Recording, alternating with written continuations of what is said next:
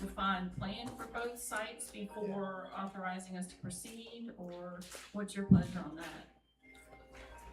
Yeah, I mean, you could refine it some more. I mean, I think, is this board generally supportive of the two location concept? I am. I think it's a great idea. I think the comments you and Mr. Parr made were solid. I'm just wondering if, I don't know if there's any benefits in rolling that into the master plan for Parks and Rec that you're doing. Maybe something we could do to get out of the gates, to be able to do that. When you're talking about the forestry funds that we have, some of that may be available for this, but there's other things that might go towards as well that would serve either the Sturt property or the Larkin property. And those should be considered as well when we start deciding how the funds are going to be dispersed. So you're for or against using those funds No, I'm and doing both locations? I think you explore and see what's possible for grant possibilities, and you bring that to us, and we take a look at it and decide how to do it. I mean, that revenue was generated through the Sturt property. No, it wasn't. No, that's not The Sturt forestry property guy funding. did it. That's a separate pot of money that we've set aside for Sturt improvement. Oh, I'm sorry. Yes. Okay, I'm sorry. Yeah, and I see these as two low-hanging fruit opportunities for us to provide something for the community. Yep. I mean, we've got the dirt, and I think it's two good locations for us to have something that we can have kids playing quick. Correct. And, we can make each, if we were to go to both locations, we can make each their own identity of playground specific. Yeah. So add a couple little extra features to each of them Have to them make them Make them unique. want to go to both. Yes, Yeah. exactly. Have two Yeah. different things. Yeah. Are we still talking about? Before you go, I have another question in a different. Well, hold on. Yeah. We'll circle back. So I guess firm up plans. I also want to see what the agreement with the Nelson Center would be before I say yes or no. But I like both locations too, depending on cost. Do you need any other actionable statements from us in that department? I don't think so. Do you feel pretty good about the direction? I feel like Yes, we know and what- I can talk with some of my playground reps to get a better site-specific pricing on, what kind of amenities can we fit in each site to get a better pricing for individualized sites. Yeah, and I just wanted to add, the McGinnis Building site, that's a good one for something like this because it's in the floodplain and you really can't put any structures there. Yeah. So I think that's a good benefit, a good use of that space. Okay, back to the caboose. How'd you know where I was going? Dude, I know a whole presentation and not one mention. So I'm waiting on the architectural plans to get done. We have hired on, I'm drawing a blank on her name right at the moment. But yes, I reached out to her later last week to get those plans, to see where they stand. And so as soon as we get those back, then we'll be able to move forward. So do we have, is that referring to the engineer and the Yes, stamp the- that's the required engineer- and all that? The engineer plans, yes. And then once we have the engineer plans, then we'll be able to put it out to bid for construction. Yes, I know. Just waiting on that. And as soon as we have that, then we'll be able to get building permits for that. See you next month. You're coming monthly now. Yeah. If he's serious about that, you'll be on our agenda next month and give us an update Yes, about I the can give you an caboose. Awesome. You're Thank you. welcome. Thank you. All right, thank you. Have a nice day. DSS building project update, PMA architecture. Good afternoon, Madam Chair and members of the board. I want to give you a report on where we are. I passed a memo to Candy and gave you a budget update. We're about 50% through the construction project. You've been watching it. Where we are right now, I think I just want to point out and make sure that everybody understands that what it looks like today is not what it's gonna look like when it's finished. You're seeing a building that has a little bit of its brick on it. It's got its weather barrier sprayed onto it, and we're waiting for to get to a point where we can put the siding on it. We have to wait until the roof is in place, and we have to get the wooden truss elements in place before all of that siding can go on. So the building will not look the way it looks today. So don't let anybody get worried that it's going to be a dark gray building. I've had clients see them midway through and get quite upset. So in the big picture, the project is moving very smoothly. We're under budget, and the forecast right now looks as though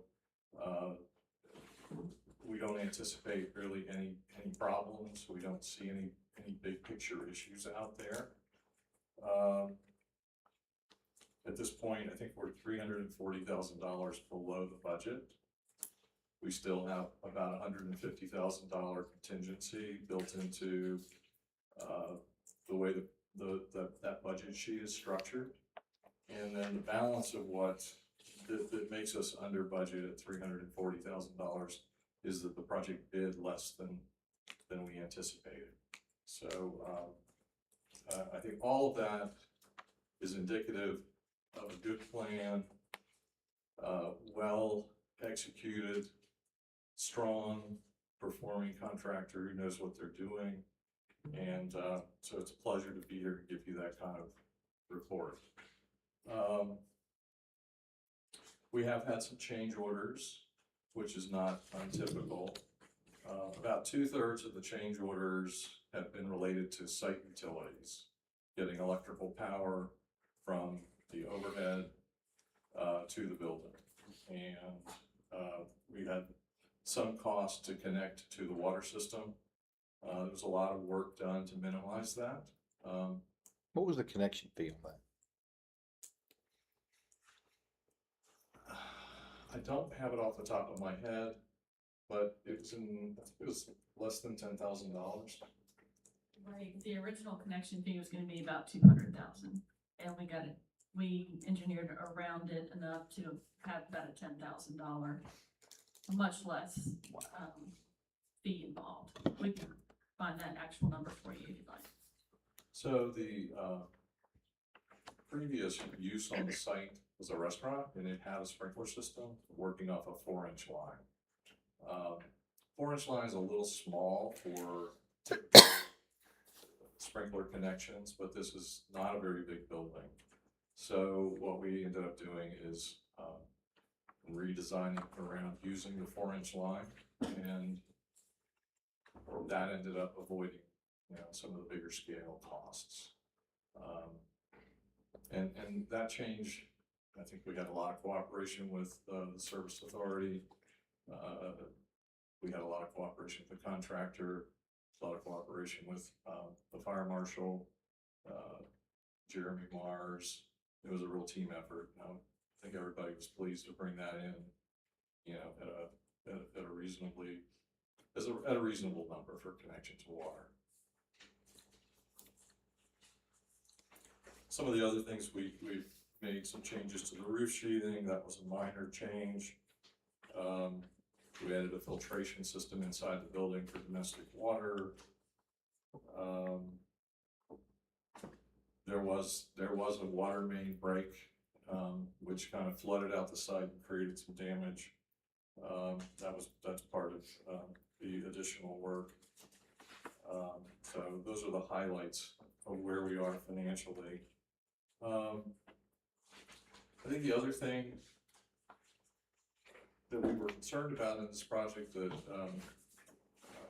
we never really knew what we were getting into was how exposed to tariffs were we going to be. And I think right now, from what we understand, we're sort of past that vulnerability. So we really don't anticipate any backdoor, extra costs on tariff impacts.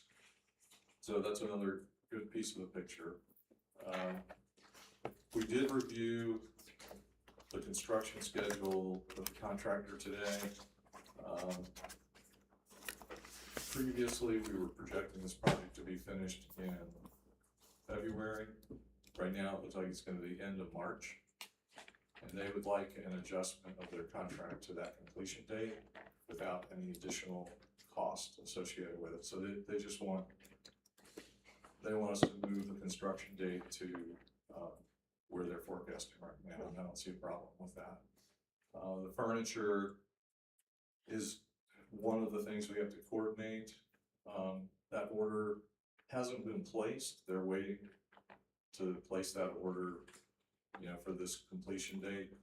So we want to time it so that the furniture can arrive, go into the building, not having storage, not having storage costs.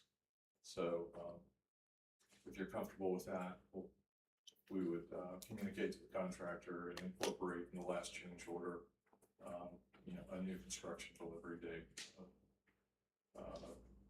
the end of March in 2027. And what was that date? Under the contract, I think they have to have a final completion in February. Okay. So, you know, it's probably a 2-month shift. You just need general consensus with that. I mean, yeah, okay. 2 months ain't that. That's pretty good in construction talk. It's pretty good. It's just bad English, but yeah. Anything else? Any questions for him? Clarifications? Exciting. Okay.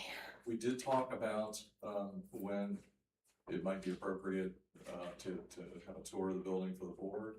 I want the roof on it and I want the drywall up, and it looks like October would be the time. Okay.